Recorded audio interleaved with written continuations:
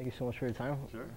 Thanks for having me. Very grateful that you could come out here and share your advice with us. Always a lot of fun. What was your greatest challenge and how did you overcome it?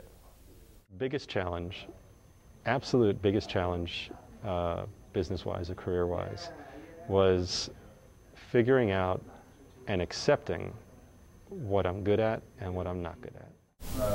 Because until you not only recognize, but act on what you've learned about yourself, about what you're good at and what you're bad at, until that happens, you're never going to surround yourself with the right people. Like, if you think you can start a company and you can do everything, you're going to screw up because you can't do everything well. And until you learn what you do badly, and which means you need to get help or bring people in to help in that area, you're going to fail. Or at least it's going to be difficult to succeed. So I think that's a challenge for everyone, is figuring out what you're good at and what you're bad at, and focusing on spending as much time as possible on only what you're good at, and surround yourself with help to do the rest.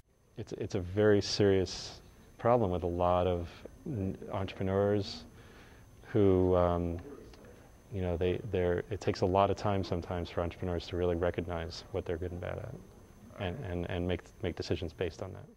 Can you give us any hints as to what the next big revolution in technology will be? You're starting a big one.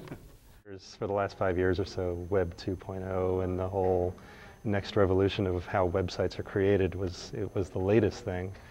And I think it's going to remain in the next couple of years, moving from desktop to cloud computing. You know, moving from having to buy a computer with Windows and Office and having to buy applications, and move more and more to being able to go to a website to do everything. I don't think that's going to stop for a long time. After that, I don't know. If I knew that, I wouldn't be sitting here. I'd be starting a company. But there are always a lot of new things. There's always something new, always. As a serial entrepreneur, you've started a number of companies. How long have you been living as an entrepreneur, and do you ever regret not working a 9 to 5? Never regret not working a 9 to 5. I never have. Okay. But I did work 9 to 5. I used to work in retail. I worked at retail chains. I was in the technology departments at Barnes & Noble and GameStop, and it was after and before Barnes & Noble that I was starting my own businesses. I've been starting my own businesses since I was 12.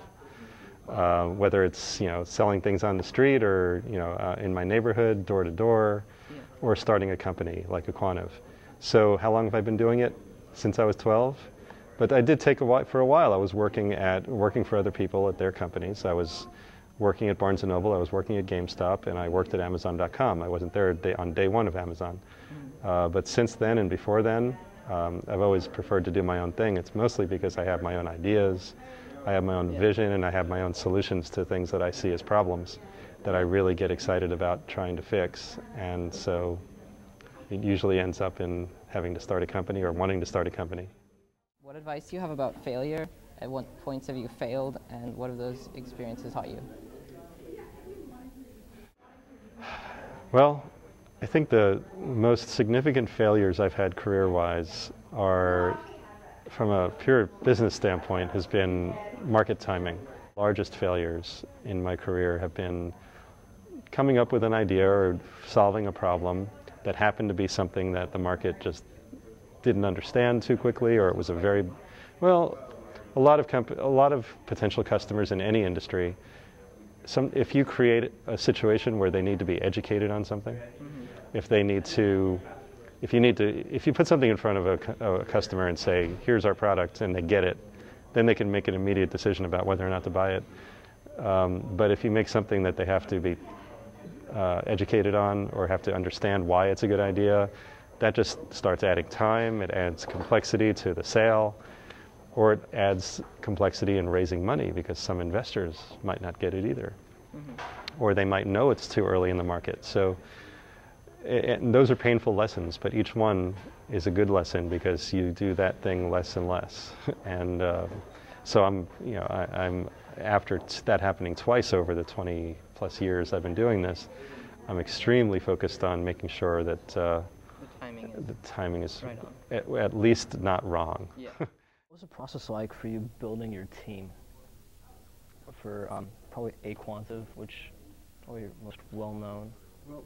Well, building any team, the most important thing is starting with really, really great people, because really, really good people will hire really, really good people. The first time you lower the bar and say, well, okay, they're good enough and they'll get better, you might be going down a slippery slope. So I think, team building is all about the earlier it is, the more important it is that they're just rock stars, that they have a specific job that they can do really, really well.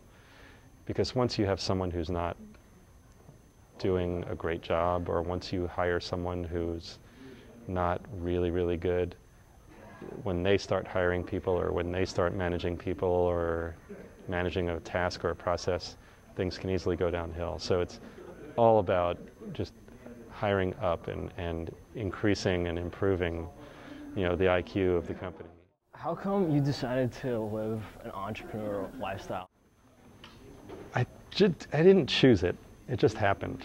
I've always been doing my own thing. I've worked for other people, but I've always had this attitude, or eventually had an attitude, that there's a better way to do something. If I worked in a 9-to-5 job and I saw a problem that was happening in the company or in the industry, my mind immediately goes to how can that get solved, and how can you make money from it, and how can you build a business around that.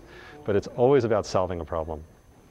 So if you can solve a problem and build something from there, which is always possible. I mean, is there a better way to make a chair, and make money from it? That's just naturally where my brain went. I didn't go out thinking, well, I got to find a way to be an entrepreneur. It just didn't happen that way.